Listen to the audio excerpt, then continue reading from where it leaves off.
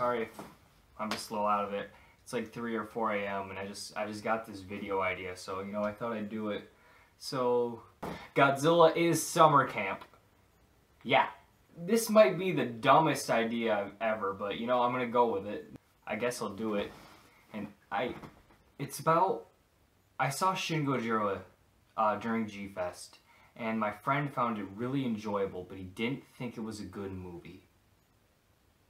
And I tried to argue with him, but he said, no, don't even worry about it. I really liked it, but he didn't think it was like a good movie. And I think the biggest difference Shin Godzilla has with other movies, or at least one of the biggest, and that separates a lot of people, there's no characters really. It's just people reacting to a plot. And Godzilla's not necessarily a character in this one. He is the plot. And I think that can work or not work. And I think it actually did work really well in this movie. And let me explain the characters how I felt they almost worked in a more relatable way. So if any of you have ever gone to like a summer camp or like just like an event where people, you don't know anyone. You like go somewhere and you're just like, you gotta make friends or something.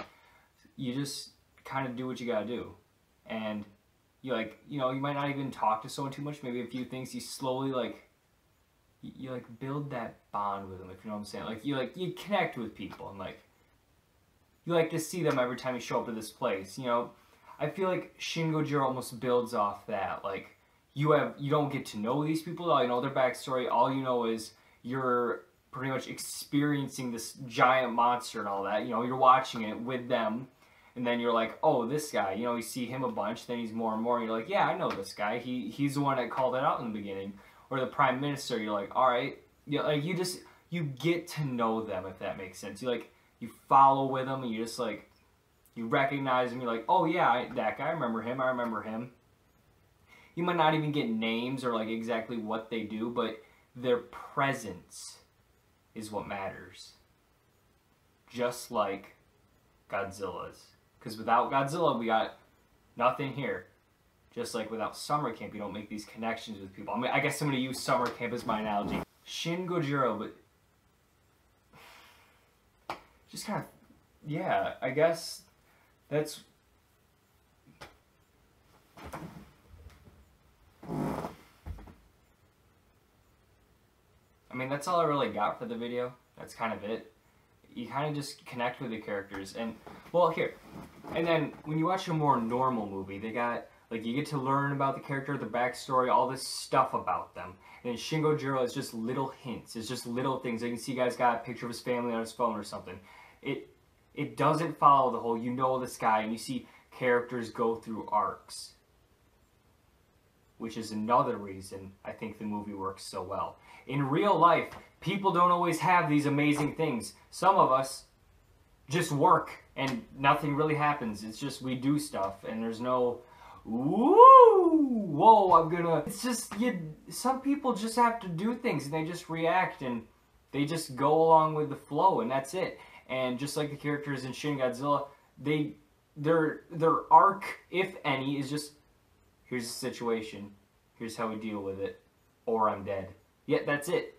And I love it because it works so well. It really blends into the realism and just helps convey more of that summer camp vibe. Like, these people, you know, you meet them, then you got what you got at the beginning when you first met them, and then at the end, you know, maybe they changed a little bit through that thing, but it's usually not too much. Maybe you know them a little better, but there's not too much.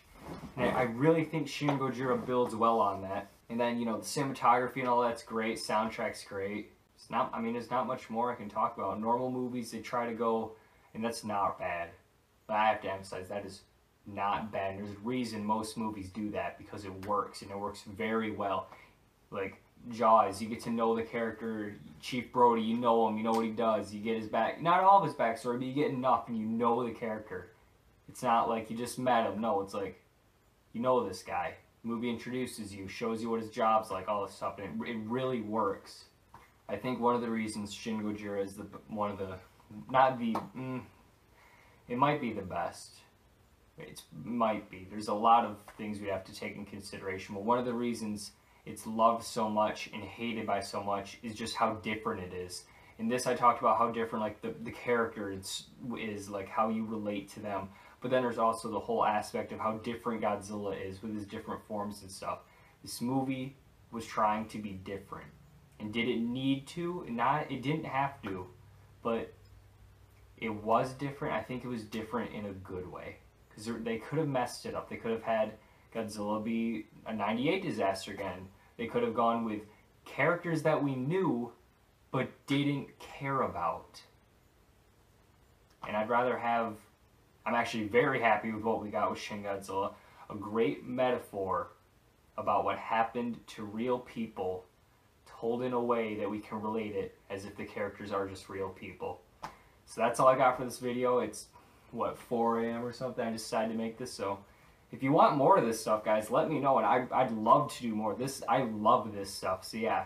Feel free to like, comment, subscribe, and I guess I'll see you in the next one. Gojira Godzilla out.